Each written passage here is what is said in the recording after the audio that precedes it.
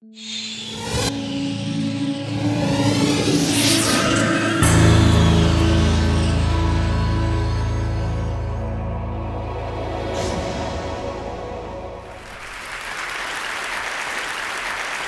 National Portrait Gallery is the place dedicated to presenting great American lives, amazing people.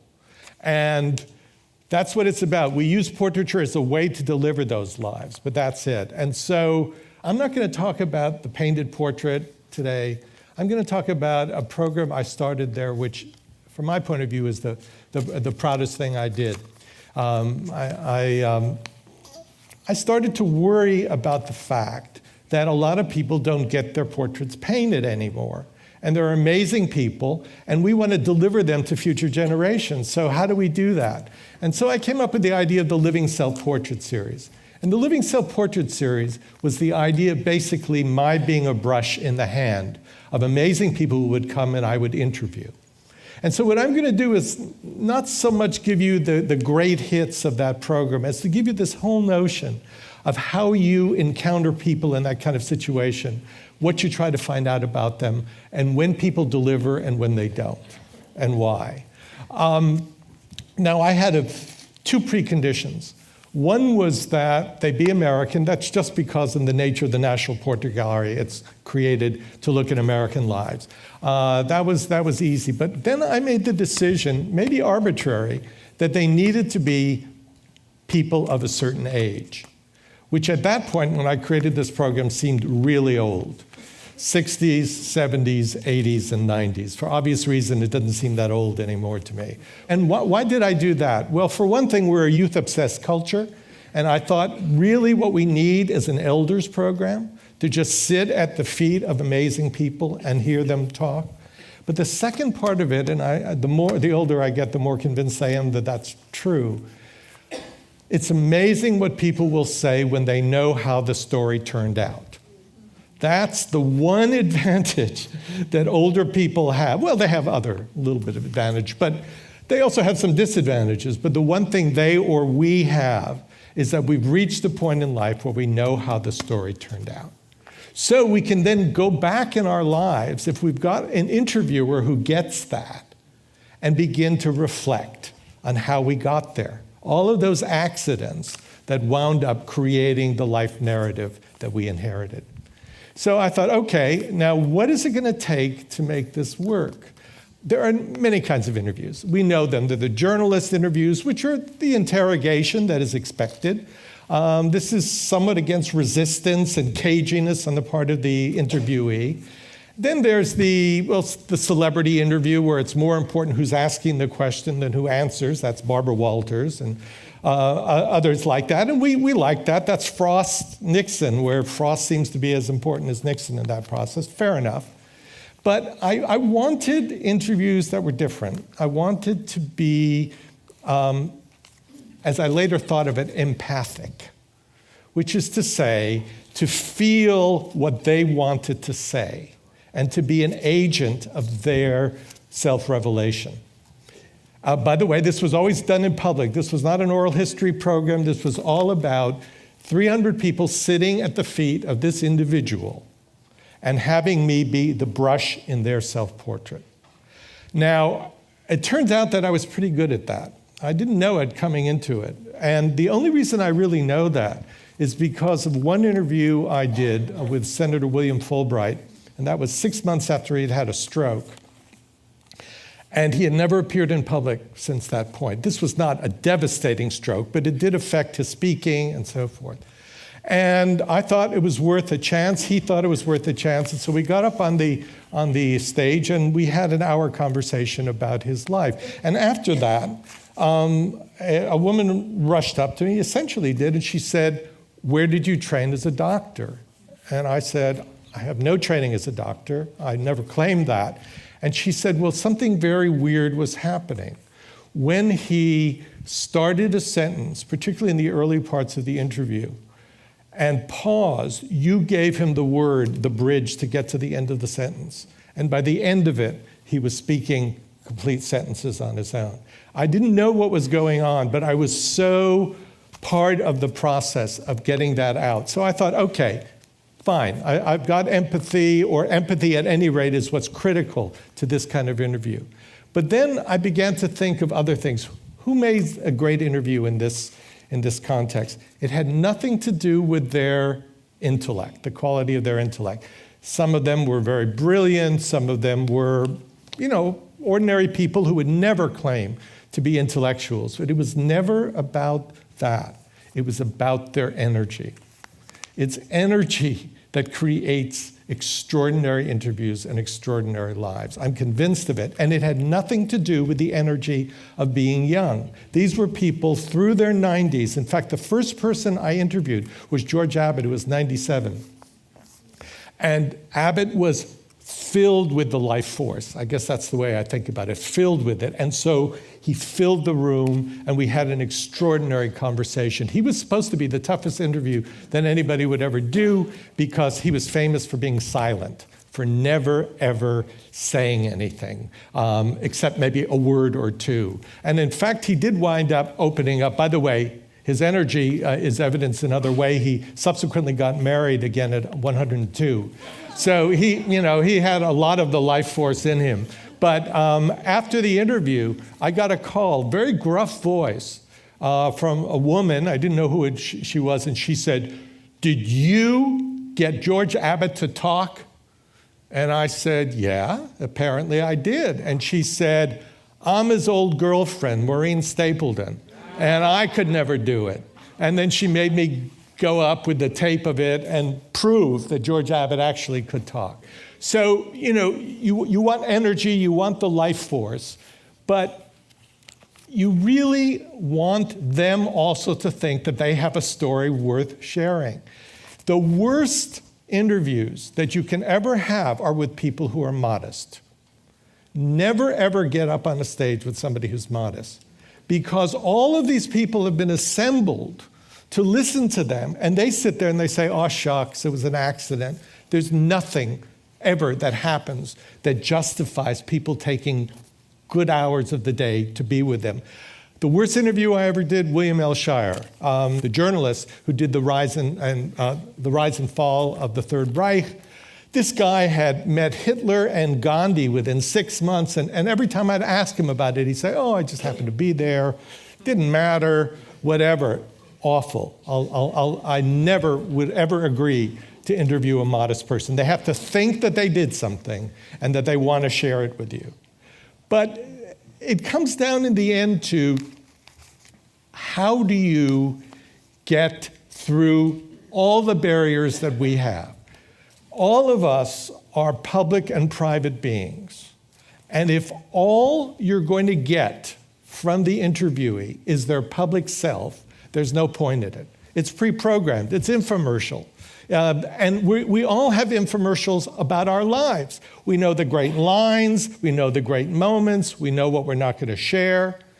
And the point of this was not to embarrass anybody. This wasn't, some of you will remember Mike Wallace's old interviews, tough, aggressive, and so forth. They have their place. I was trying to get them to say what they probably wanted to say, to break out of their own cocoon of the public self.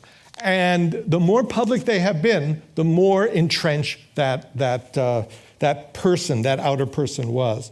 And let me tell you, at once the worst moment and the best moment that happened in this interview series, it all has to do with that shell that most of us have, and particularly certain people.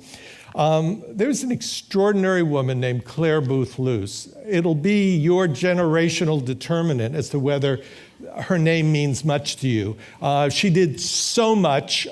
She was a playwright. She did an extraordinary play called The Women. She was a congresswoman where there weren't very many congresswomen. She was editor of Vanity Fair, one of the great phenomenal women of her day. And incidentally, I call her the Eleanor Roosevelt of the right.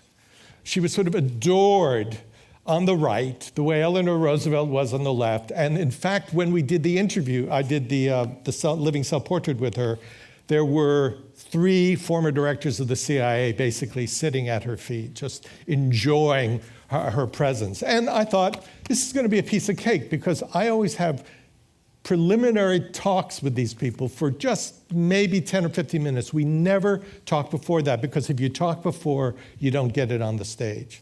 So she and I had a delightful conversation.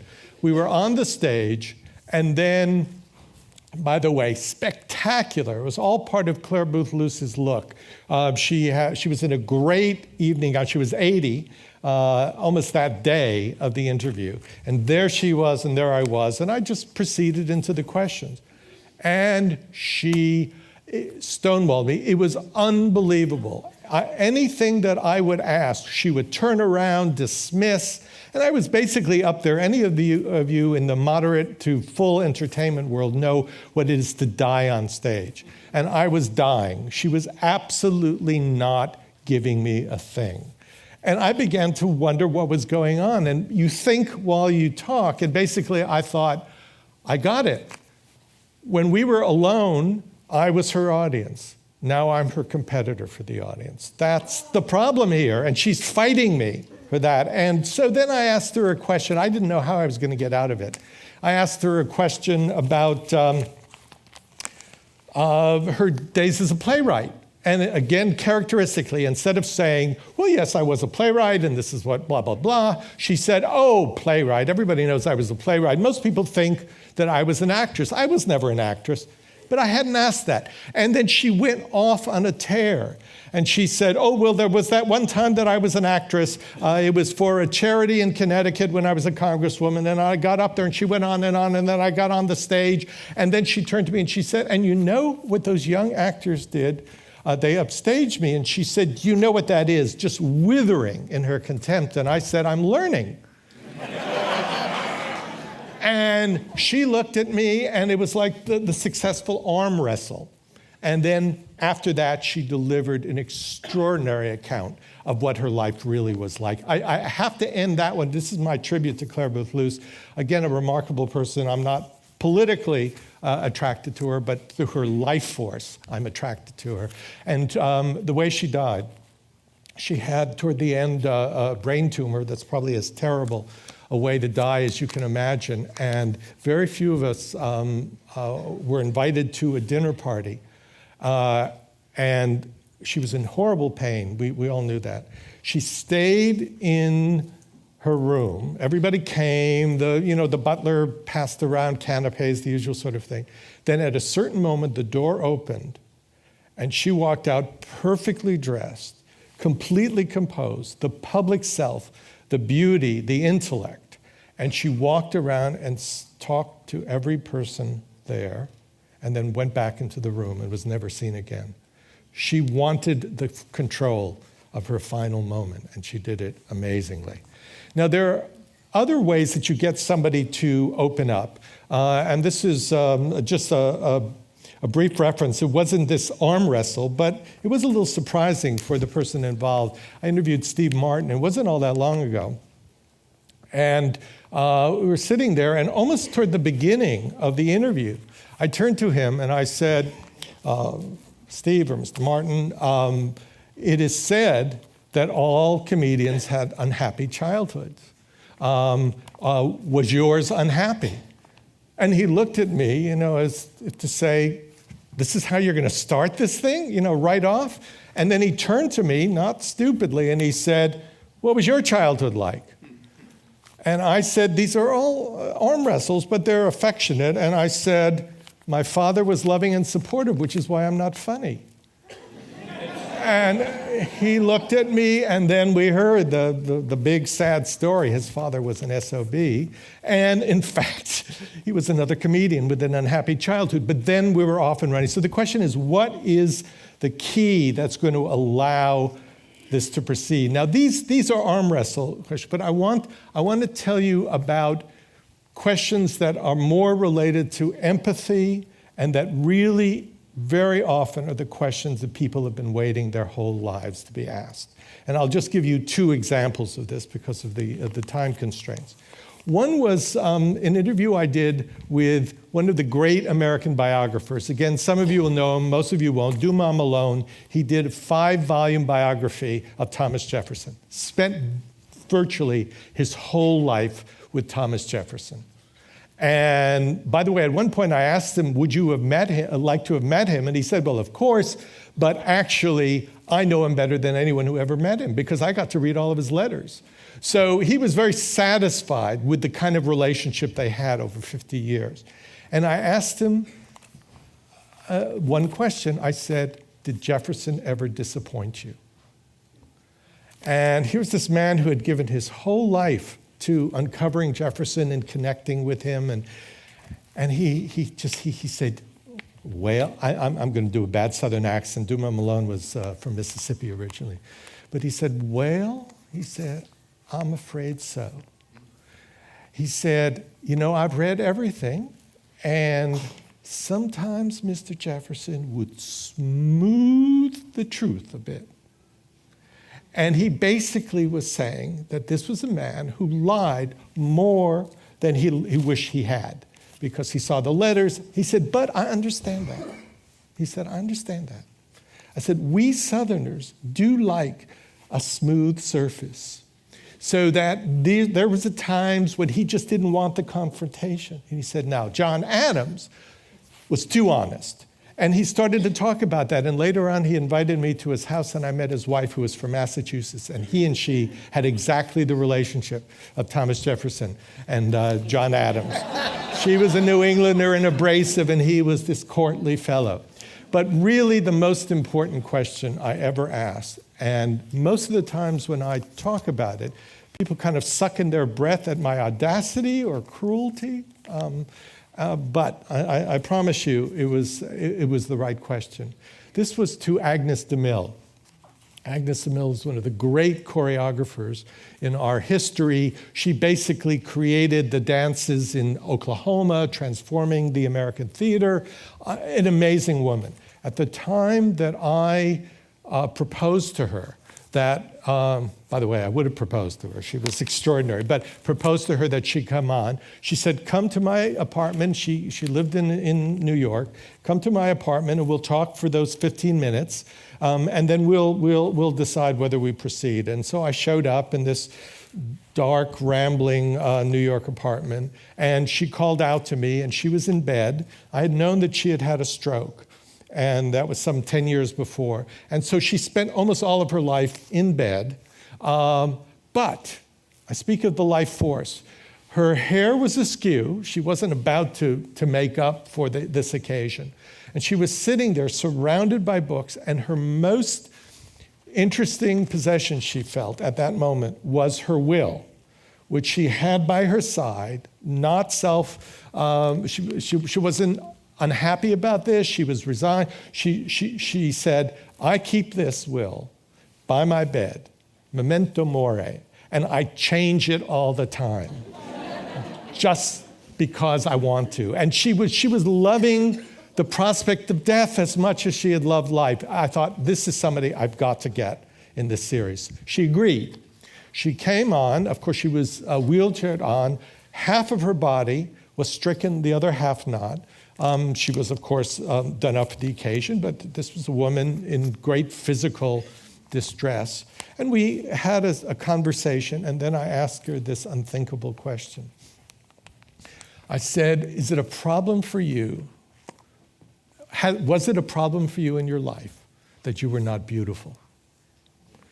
And the audience just, they're always on the side of the interviewee, and they felt that this was a kind of assault, but this was the question she had asked. She had wanted somebody to ask her whole life. And she began to talk about her childhood when she was beautiful.